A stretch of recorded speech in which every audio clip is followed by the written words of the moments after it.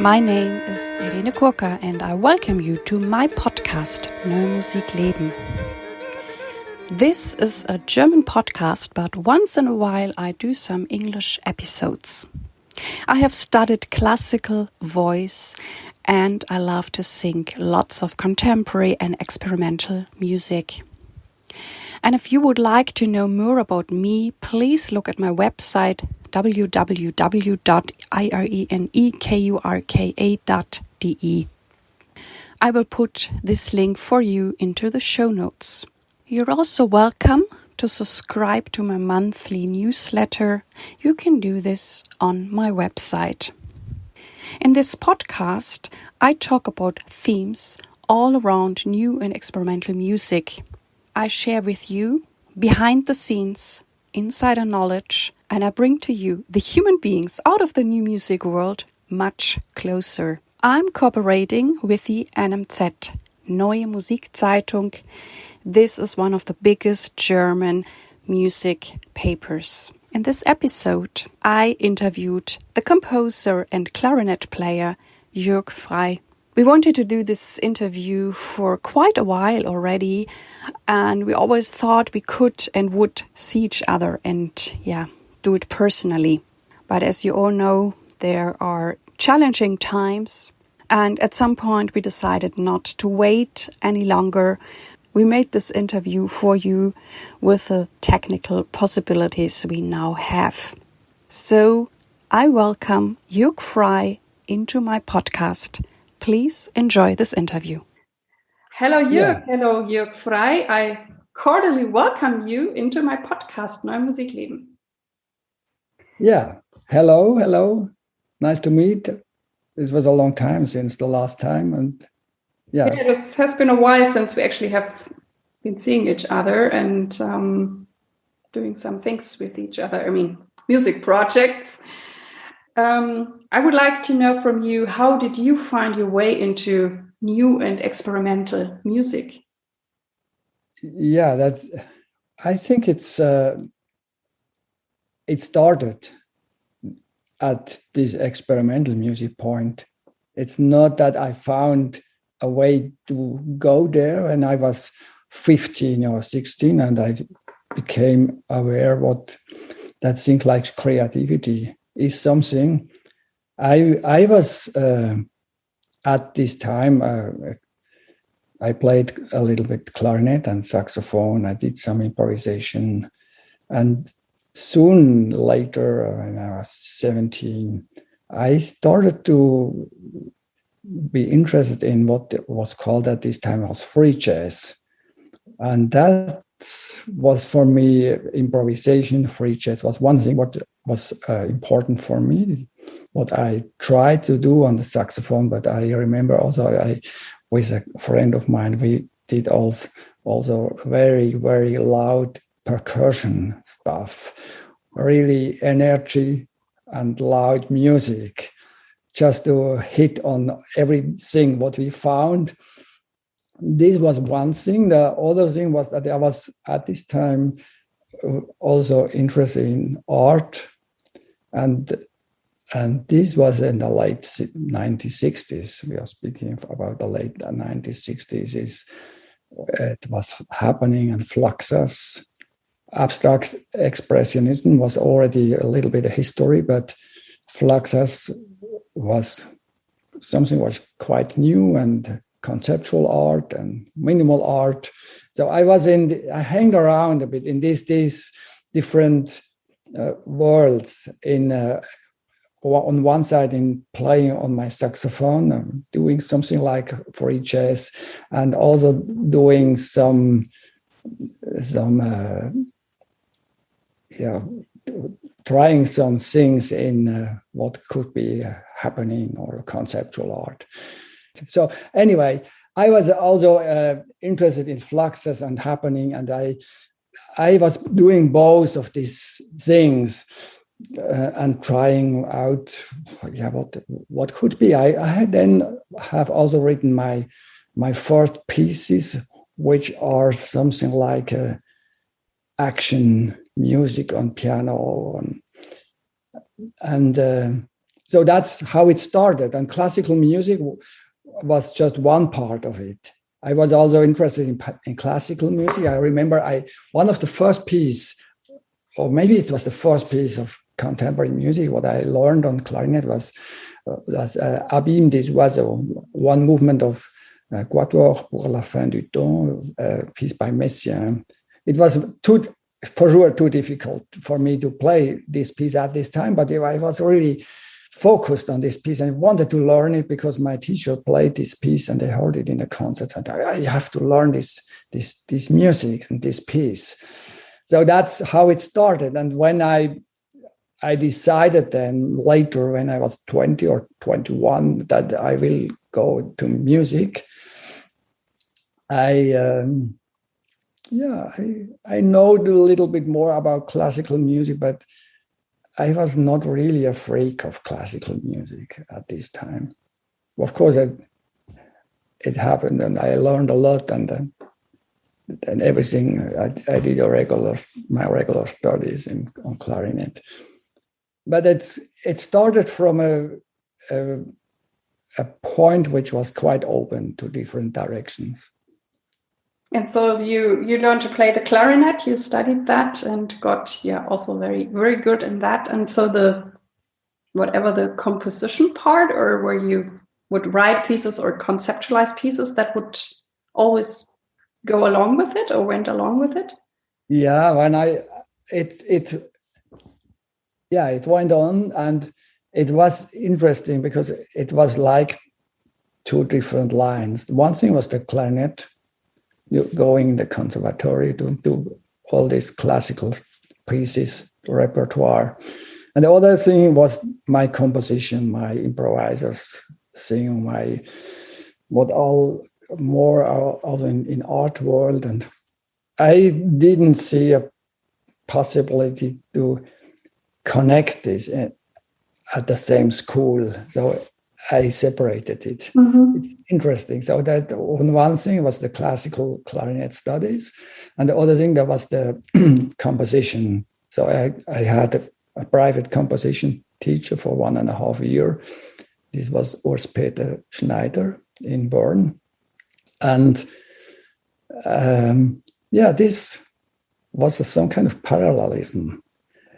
What I made, I think, over the whole time when I studied my clarinet. So there was never an official composition school or where I went to official composition studies or that. But then without like too many composition teachers to really find your own way or your own sound or who you are. I mean, I think that's the hardest thing for a composer to really know and feel what I want to write, or isn't it difficult? It's difficult. For me, it was clear that in Switzerland, the composers they gave lessons in composition. That was not what I wanted. Many of my friends in the same age, they went to Klaus Huber in Freiburg. But for me, it was clear I did not want to go there.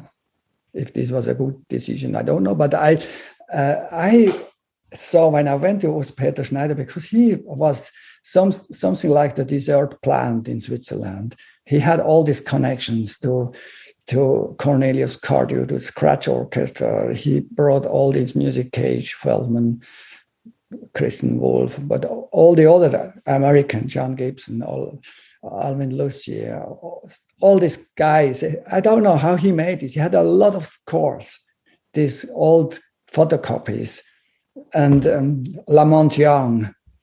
And there was a collection of score from the Scratch Orchestra. It was Nature Study Notes. It's a little carnet, a little book with just text scores by this, I think mainly by this Scratch Orchestra people.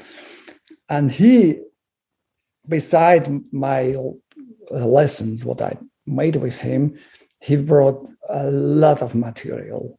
And that was my material, what I was really interested in this between composition, improvisation, and there also these when it's about cardio, it's the political context of what a composer can do in society and all these questions. And for me, this was really the most important thing when I worked with him. The lessons were okay, and he was the first person who looked at my scores and said, "Oh, what's that?" And did not, "Oh, it looks strange. It cannot be music." But he said, "Oh, what's that? Let's try find out what it is and how it can go on." And it helped me. It helped me to yeah. He did not say what I should do. I remember one thing. I brought my first piece. I brought to him was a piece. It's the title is Stück, and it's a collection of sheets of paper with sentences, with words, and it's something between a score for a musician or artwork, conceptual artwork. It's quite difficult what it is, but for him it was clear that is something what can be done, and after that he said to me, "Okay, I think you should try to write some pitches now." So this was a funny advice, and I started then to write more normal music, more. So but he accepted what I made. So this was great. Yeah. And at the same time, he was very supporting. Sounds like it, but it also sounds like you had this natural talent to know where your path is. How did you discover then wandelweiser, and how would you describe wandelweiser, and what does it mean for you? Yeah, that's then somehow 15 or nearly 20 years later. So I finished my studies in clarinet, and I continued all the time to work as a composer, but it happened more or less without audience. So, but that means a performance every 5 years or something like that. But I wrote music, and I liked it, to write music, to find out what I could do. But I was also I had the feeling or the wish that I didn't know exactly what I was looking for, but it was clear I do not want to become an old man just to write music for myself. So when it started with wandelweiser in the 1990s, early 1990s, I think I was absolutely ready for that. Everything was prepared for making this step, to bring all my energies, my wishes, and all my knowledge to such a group of musicians and friends and composers. So, and when it started, so I had the feeling, so that's what I'm looking for since 10 years. So, and this was really a great feeling. How did you find them? Well, that's another funny story, but I met Antoine in Bosville. This is a little village in the neighborhood where I'm living, and they had a composers meeting every 2 years, I think, yeah. And when I was 17, 18, I was there as a teenager. With Klaus Huber was there, and he was the founder of this. But later I know it went on, and it has different, maybe sometimes a bit crisis in these meetings. But in 91, there was always a subject what they want to speak about, and there's something like a competition. You have to send scores, and And this time it was something like silence and music, or silence, time and silence, or something like that. I usually never send score to competitions, but I thought this is so interesting. And in the jury, there was also Christian Wolf was in the jury, and said, "Oh, this looks great. So I should try it." And they took my score, and it was also Antoine's score there. And that was the first time when we met. And then is another funny story that 2 years later, I had already, since 10 years or more, my series of concerts here. And I was thinking about what I could prepare for the next year, what to do. And I thought, oh, I should get in contact with Antoine Beuger again. Because in Boswillen 2 years ago, there were other composers, there had lots of discussion on speaking. And there was some interest from my side, but not so, there were too many people there. So I thought I should maybe think about that. And when I had all my papers and my sketches for the next concerts, I got a phone call from Antoine, and he asked me, "I just wanted to know what you are doing. We met 2 years ago in Boswillen." And then I said to him, "Okay, it's funny. I have here on my table some ideas for next year concert series, and one of the name on my papers is your name. I think we should do something." And this was the beginning. So that was not. I think this was the beginning of Wandelweiser, but even more, it was the beginning of our friendship, which is, for me, this was a very important concert. There were Antoine, me, my wife, and 2 other people in the concert, because nobody knew the name Antoine Beuger. There was a singer from Holland. Nobody knew her.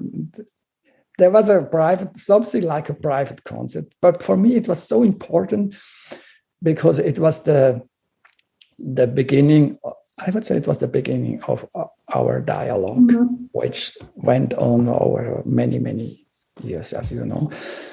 So maybe I should say a little bit about that, because he brought the score. That was my third or second music for Marcia Hafi. This is a sheet of paper with dots, and the music is just this regular duck, duck, duck. The score looks like a graphic because these are just these dots, and my score,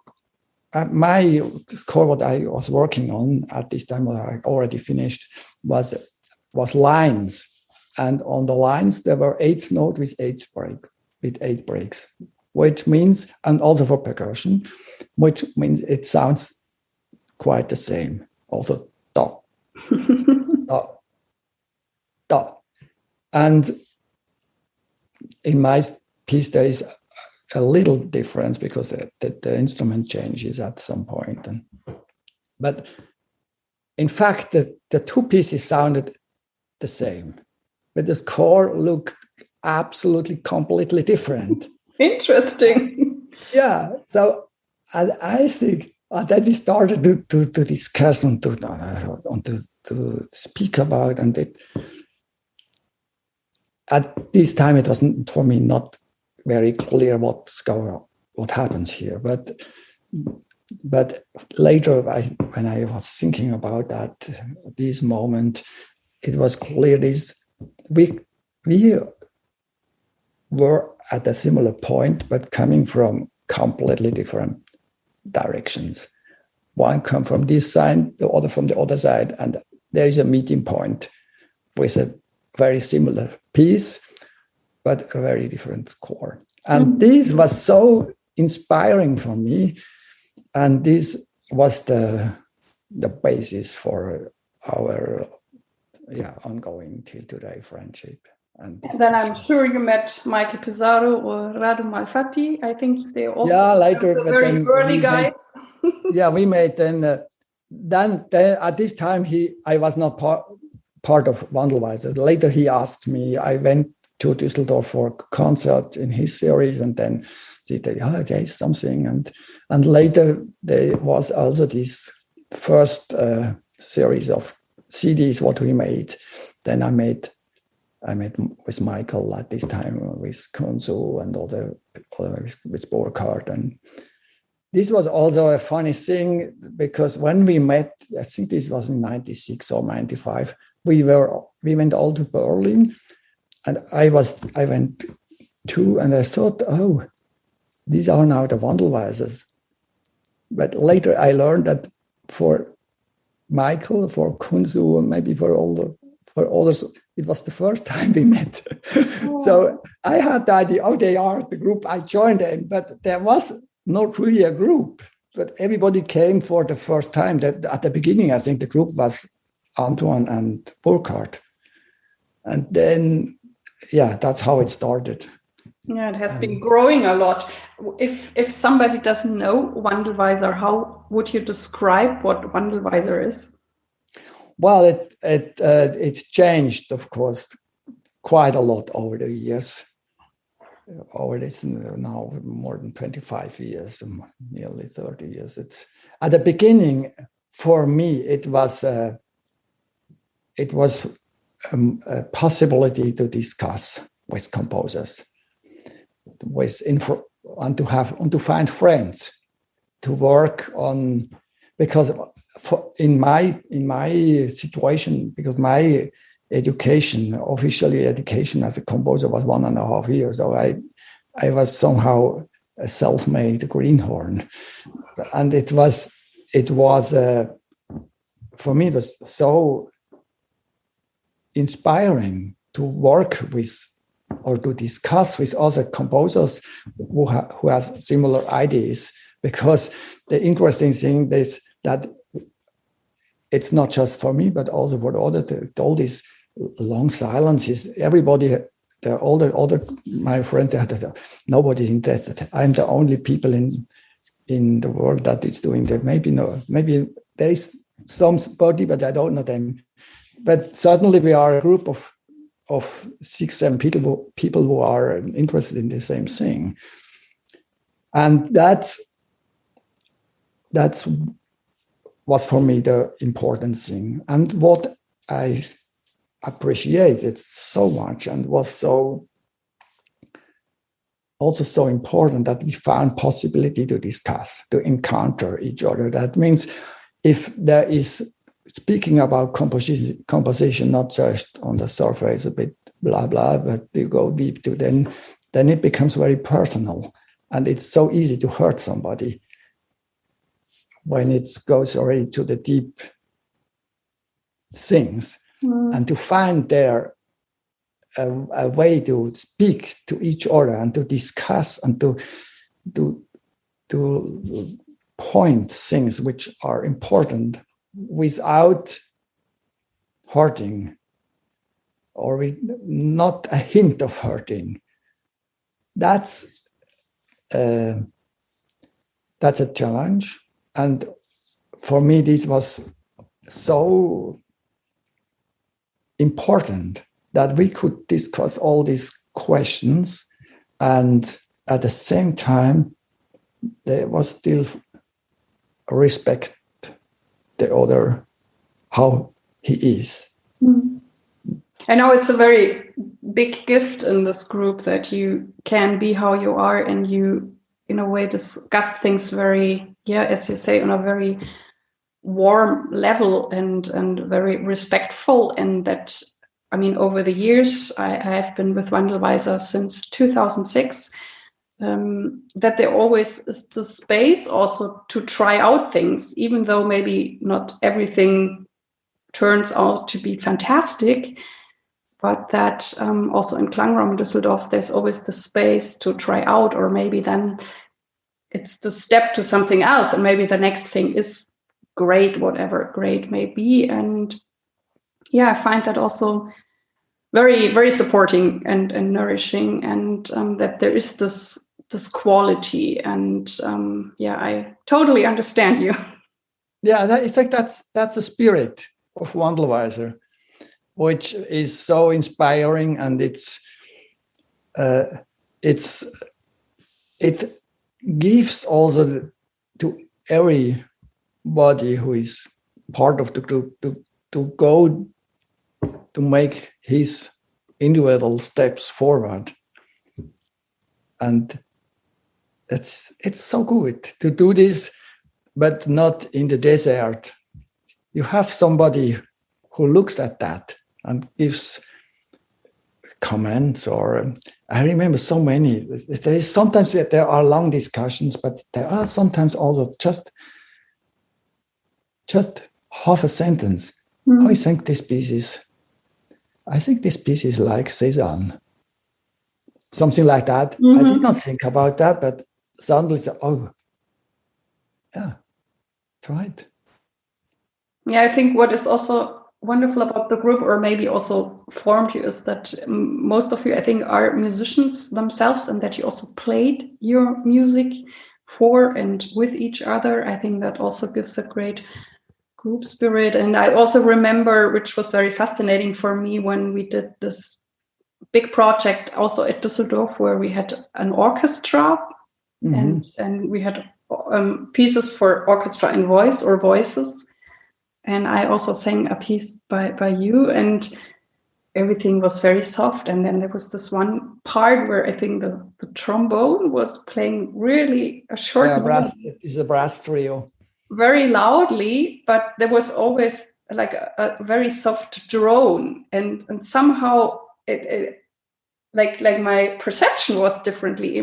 Within this context, I didn't hear the brass players as loud, even though I knew physically they are loud, but everything else was so, in a way, stronger. And that was very fascinating for me, that something that is loud doesn't seem loud. And yeah, I think these are all these questions what came up, these kind of questions, right? Because usually we think loud is loud, but how is it possible that loud is not really gives a loud feeling? And as a composer, I do not have a simple answer for that. So if I recognize this, and this is part of the discussion, I go home and think about that. Why is this? Why can this happen? The other thing that fascinated me is when I got to know Wandelweiser, they were actually just starting to also write for voice. And then I actually did my first Wandelweiser concert with a piece by yours, 27 words, 27 Worte. And how was it, or how is it for you writing for the voice? Yeah, that's... The singing voice, I mean. I think you had speaking voices before, but the singing voice, I think, was, for some of you, pretty new. I'm coming from the clarinet, so I had already a bit an idea of what is breathing and phrasing for using your body in. But the step to voice is, again, it's really something what I have to learn, because it's quite complex, because every voice is different. Every colors in voices are so different. And I had to learn a lot about how to use a voice. In this other piece, what you mentioned before, these are 27 pieces, and the title is 24 words. 24, okay. Yeah, but there are 27 pieces. And because the voice has just a short phrase in it, it worked. And it was very embedded also within the piano and the violin player. Yeah. But for instance, for voice solo, I have also written for voice solo. I found this extremely difficult, because it gives the natural phrasing with the breathing, but this natural phrasing gives also a structure to the music. That means I cannot make the structure. The structure is given a little bit by the or more or less by the voice, by the raising of the voice. And I had really to struggle with this. If there is just short phrases or single notes with breaks between, that's easy. But at the moment, it starts to become longer phrases. So this is I think it's really a challenge. And that's for voice, that's also different because on a clarinet, you can make longer phrases than without breathing. And yeah, I would say like that. I learned a lot. And I think I'm a bit better now in writing for voices. I'm also glad that you talk about breathing, because I find that, I mean, even though it's the most obvious thing for me about singing, but it's the thing that not all composers care about. And I think, as you say, it makes a difference. It gives the structure, or I, as a singer, then have to decide how to deal with phrases, however long they are. And I also remember a very long piece by yours, a solo piece, as perceptible as grief, unperceptible as grief. Yeah. And that was a long journey also when I sang it back then. But I think it's a great piece. I like it. Yeah, I have worked on this piece after you sang it. It's a process of 6 or 7 years to change things. Or that's what I mentioned before. I found it so difficult it's also then the question of the low and high register and all this. And it's so, for me, it's also very difficult to write for voice without knowing who is the singer. Then usually I kept the composer, they keep it a bit so that it will work. But for every voice, E is not an E. No, it's everything is different, and some things may be very easy for one singer and very difficult for another. And for a pianist, an E is an E. You are quite sure what happens when you write an E. But when you write an E for a singer, it's different every time. But it's good to hear that you're very thoughtful with us, and we singers like that. You mentioned that before, that you curated the concert series, Musikmoment in Aarau.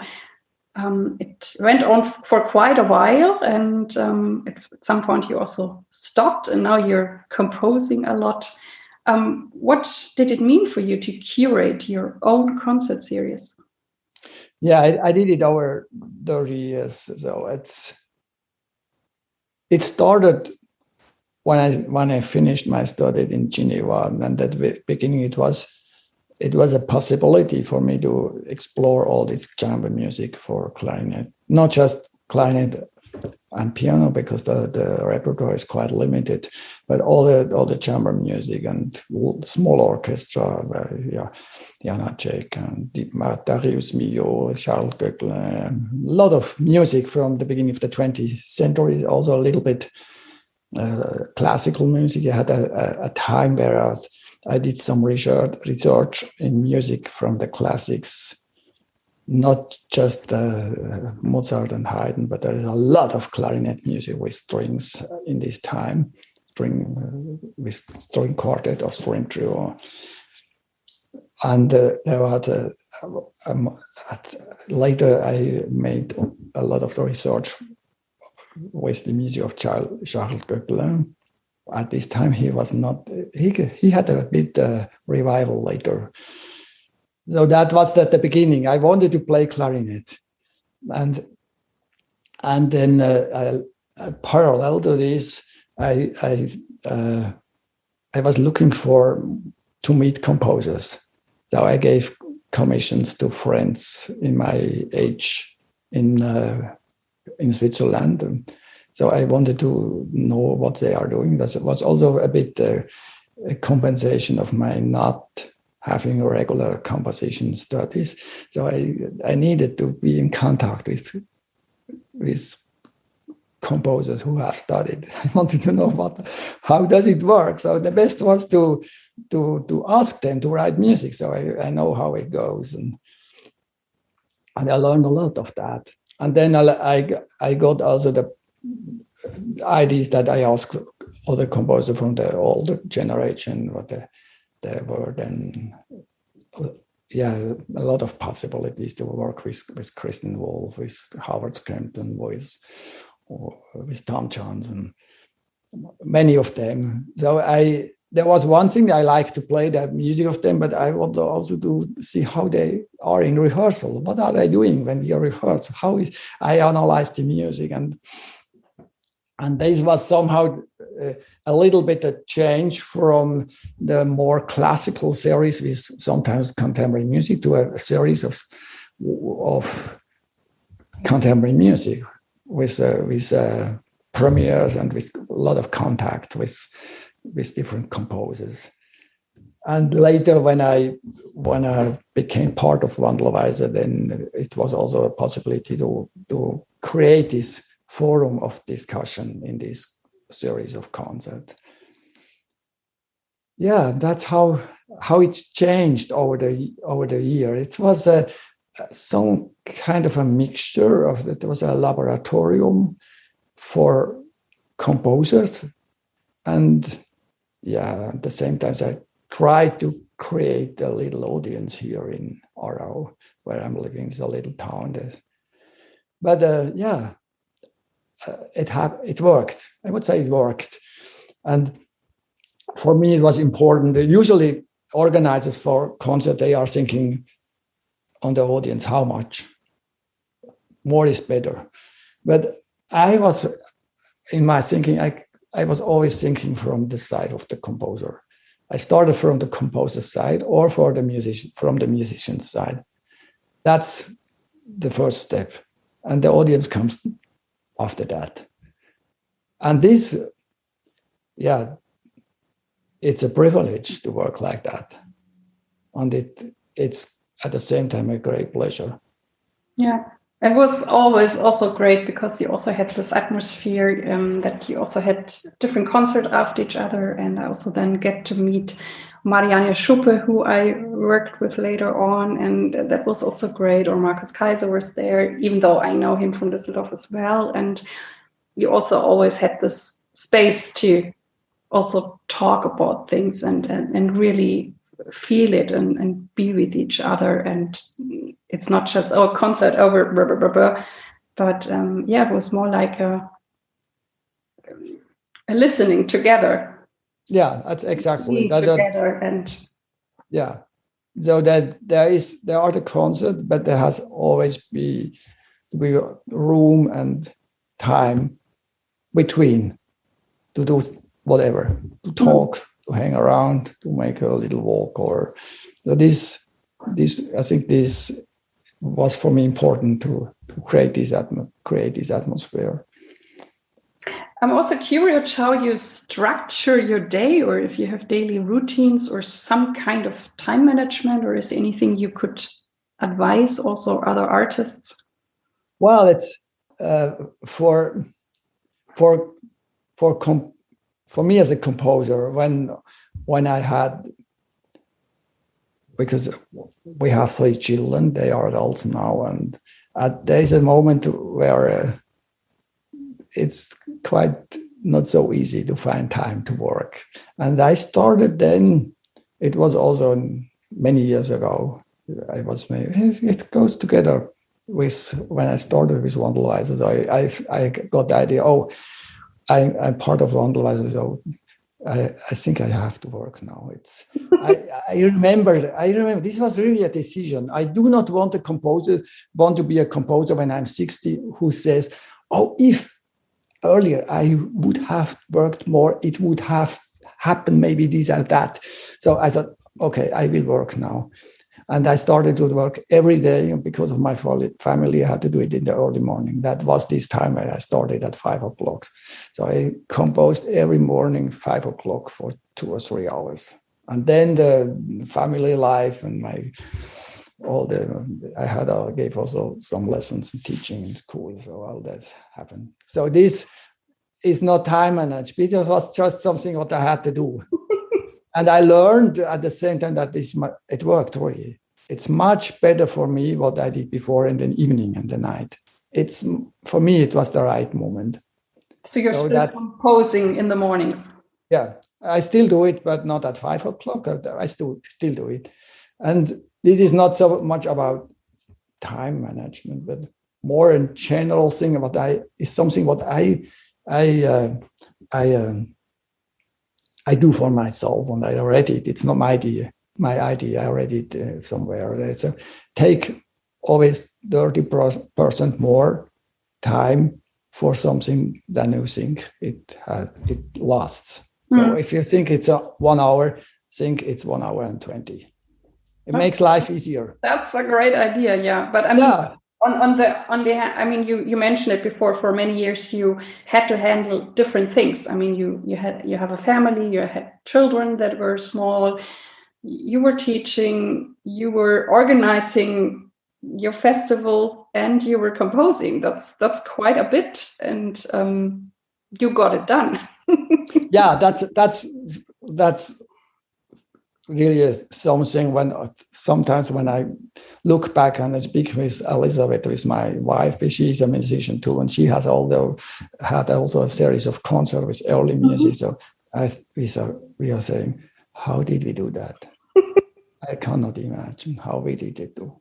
We just did it. Long days. There are long days. Start at 5 and ends at 10 or 11 or something like that.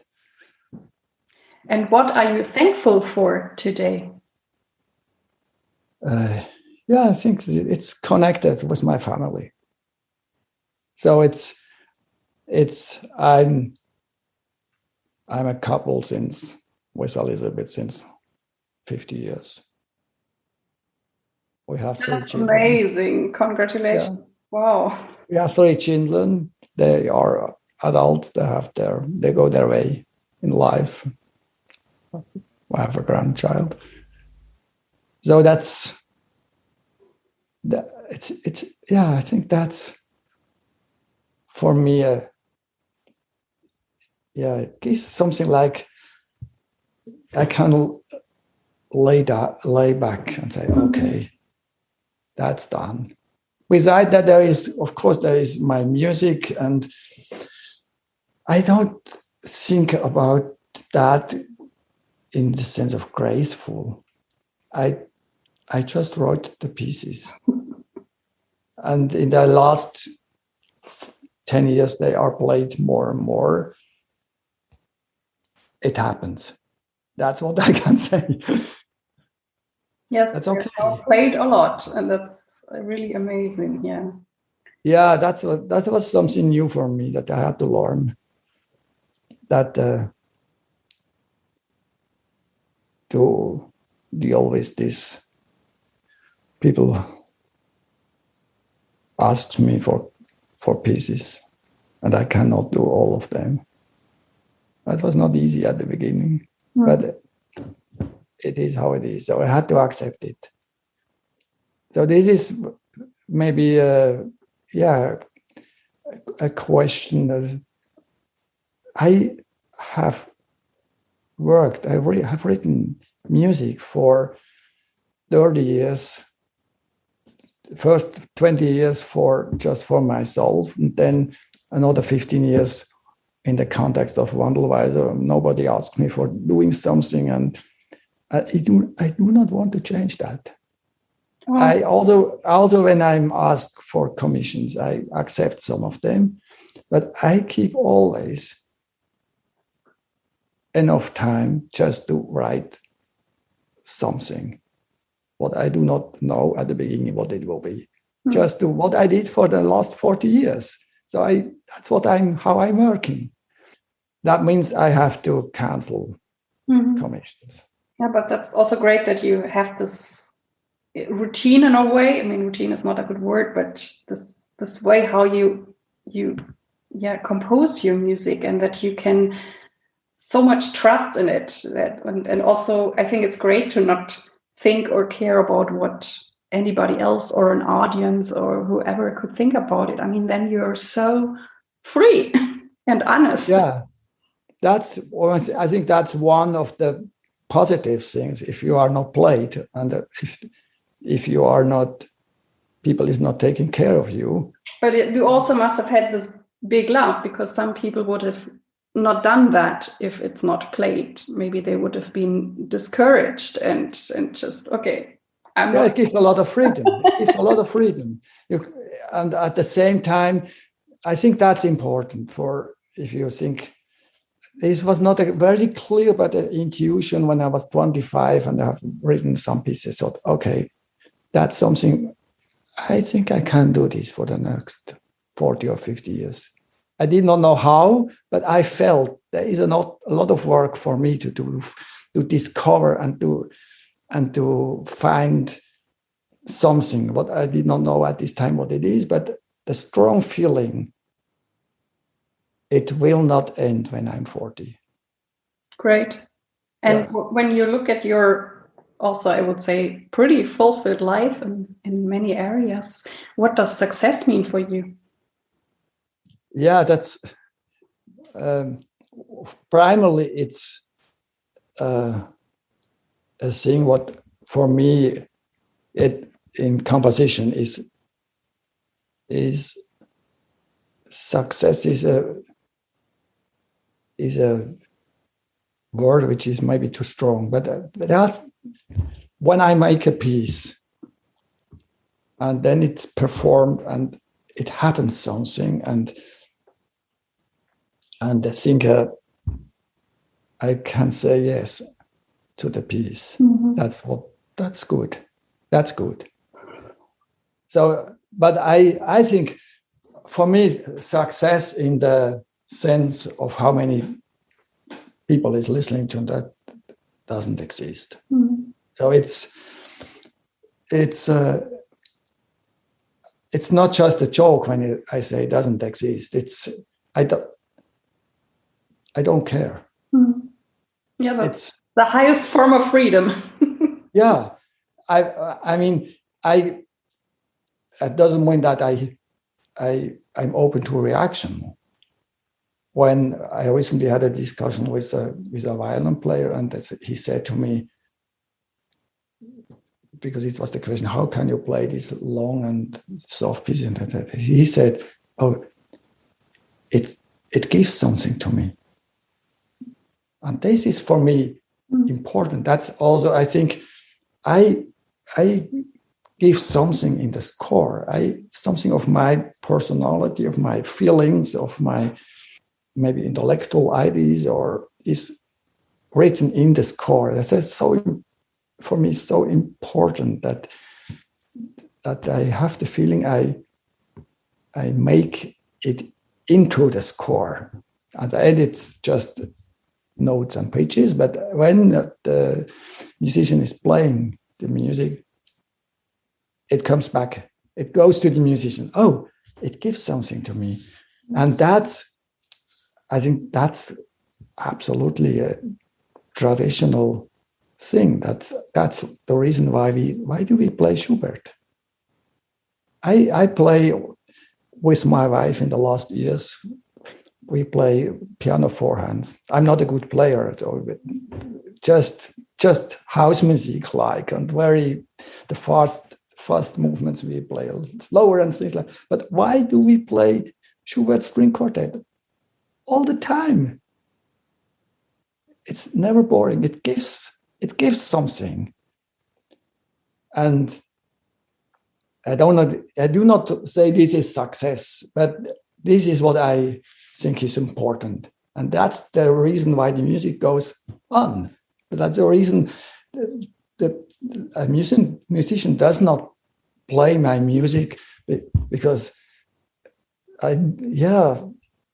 he has to want to play because it is something in it. Not because he got a lot of money or because there's a great festival and he goes, oh, I do it. And that's the good thing. If it's really on the basis of music making. Mm-hmm. And that's when I say it's not about the audience. That's what I'm interested. Can I write a piece what the player, when he plays it, has a feeling, oh yeah, I want to play it. It sounds good to me. It's something what I can do. It's a pleasure to do. And that I said that is something traditional, because that happens in the music what is already composed from earlier, from the Romantic. That's what for me. It's an interesting question. Why do we play it? It's always the same. But we like to play it every day. For many of us, if I might mention that, we all got to this point when, last year this COVID-19 came and we were stuck at home. Projects were cancelled, and I also sat there and I'm like, I knew I had to practice like a sports person to be, healthy and active with my voice, that I could continue, and I really wanted to continue. But at first it was hard to motivate me, because I was so used to just practice for a certain date, a certain concert, certain goal. And suddenly that was gone. And then I also pulled out Handel and Mozart, no contemporary music. And after a while, I liked it, because I've also had the feeling I was maybe very much in connection with music, just music, because I started doing music because I love music. And so I became very aware of that again. And in that way, that also was a gift for me. And even in the last few months, where you also cannot really plan regularly, and I don't know if things take place or things were streamed or things get cancelled or whatever, but I just practice. I don't care if it will be cancelled or not, because this is so nice for me to sing every day and experience me and see what my voice can do and how things developed. And maybe that's the same thing that you just mentioned. Yeah, I think it is also a responsibility of a composer to write such things, which makes these possible. Yeah. Well, it has been already almost a great hour with you, but I see. But I have one last question for you, which I always ask. I would like to know, is there any advice, tip you would like to give young artists? Yeah, because my way, how it developed is not regular, I would say, and it works. So that might be for a younger artist. Yeah, inspiring thing. Yeah, there are so many ways to how it goes. There's not a rule or an idea how it. Maybe at the beginning the small path are better than the highways. But that's great that you just stay open and be true or figure it out, and just do not try to follow other things or rules. And maybe it's different for you. I think that's very great. I thank you very much, dear Jürg, that we at least through this week, a pleasure. We could talk and see each other, and I really hope that you also see each other again in person. Yeah. And I wish you a great time in Aarau. And same to you. And I'm sure we will meet in person and make music together. This was the interview with the composer and clarinet player Jürg Frey. I really hope that it inspired you. And I'm looking forward to your ideas, suggestions, or emails, or you can write me through Facebook. Thank you very, very much that you tuned in with me today. I really hope that you liked it and it inspired you. And I'm looking forward if you could take some time to suggest this podcast to your friends and colleagues. Thank you so much. I wish you all the best. Live your music, live your life, and see you next time. Yours, Irene.